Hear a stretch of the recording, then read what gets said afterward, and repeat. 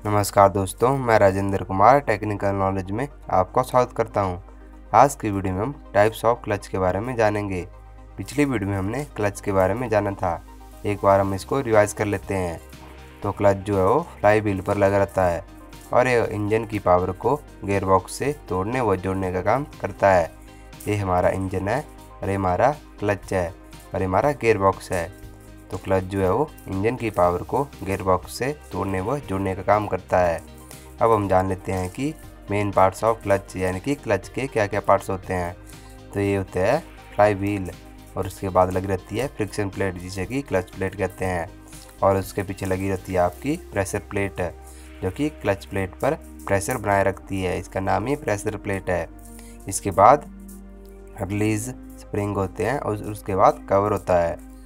तो अब हम जान लेते हैं कि टाइप्स ऑफ क्लच के बारे में कि क्लच कितने प्रकार के होते हैं। तो क्लच जो है निम्नलिखित प्रकार के होते हैं, जैसे कि single plate clutch, multi plate clutch, cone clutch, diaphragm clutch, dog clutch, centrifugal clutch. एक एक करके हम इनको अच्छे से डिस्कस करेंगे।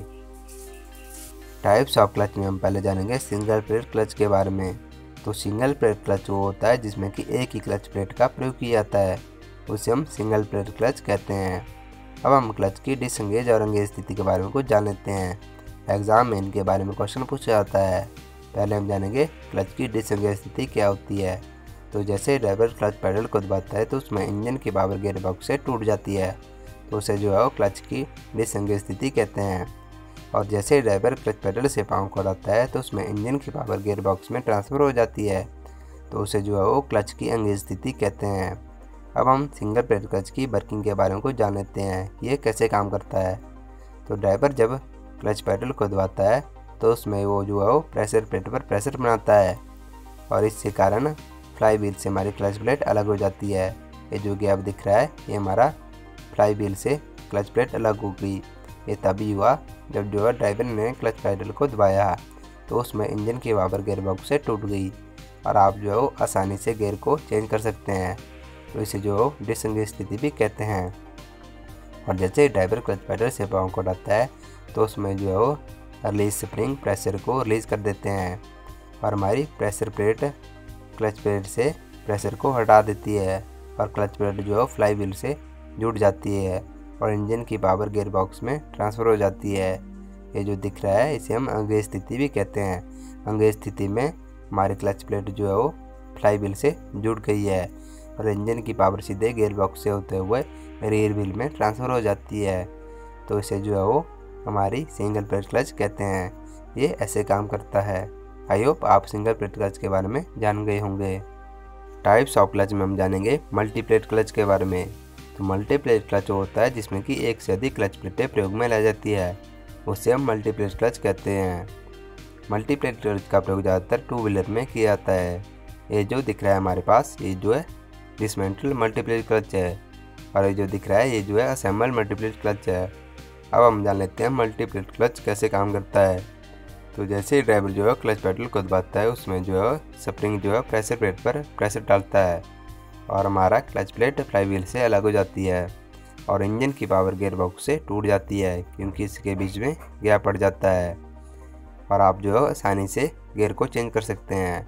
और जैसे ही क्लच पैडल रिलीज हो जाता है तो स्प्रिंग जो है वो प्रेशर प्लेट से प्रेशर को रिलीज कर देता है और हमारी क्लच प्लेट जो है वो फ्लाई व्हील से जुड़ जाती है और इंजन की पावर गियर बॉक्स से होते हुए जो है व्हील में पहुंच जाती है।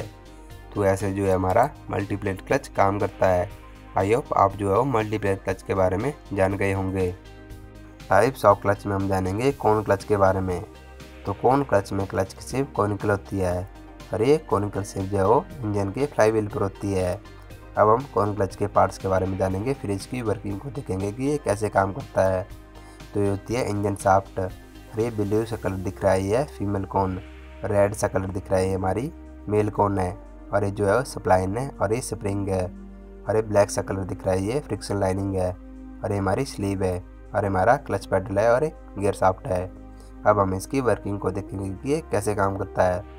तो जैसे ही ड्राइवर जो है वो क्लच पैडल को दबाता है तो स्प्रिंग की मदद से स्लीव जो है वो आगे मूव करती है, जिसके कारण फीमेल कोन मेल कोन से अलग हो जाती है।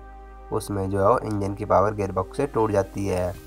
ये जो है लेफ़्ट साइड में दिख रहा है, इसमें जो है इंजन की पावर गियर बॉक्स से टूट गई है, यानी कि फीमेल कॉन मेल कॉन से अलग हो गई है और आप जो है वो आसानी से गियर को चेंज कर सकते हैं।